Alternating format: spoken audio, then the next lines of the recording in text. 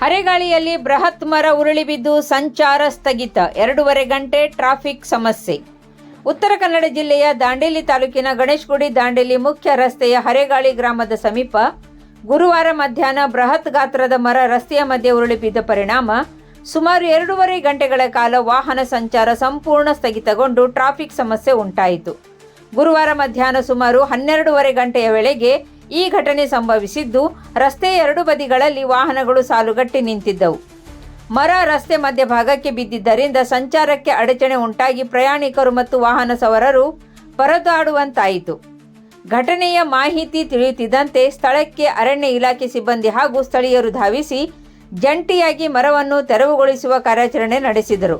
ಬಳಿಕ ರಸ್ತೆಯನ್ನು ಸಂಪೂರ್ಣವಾಗಿ ಸ್ವಚ್ಛಗೊಳಿಸಿ ವಾಹನ ಸಂಚಾರಕ್ಕೆ ಅವಕಾಶ ಕಲ್ಪಿಸಲಾಯಿತು. ಅದೃಷ್ಟವಶ ಘಟನೆಯಲ್ಲಿ ಯಾವುದೇ ಪ್ರಾಣಹಾನಿ ಅಥವಾ ಗಾಯಗಳಾಗಿಲ್ಲ ಎಂದು ತಿಳಿದು ಬಂದಿದೆ. ಮರ ತೆರವುಗೊಂಡ ನಂತರ ಸುಮಾರು 2.5 ಗಂಟೆಗಳ ಬಳಿಕ ಸಂಚಾರ ಸಹಜ ಸ್ಥಿತಿಗೆ ಮರಳಿತು.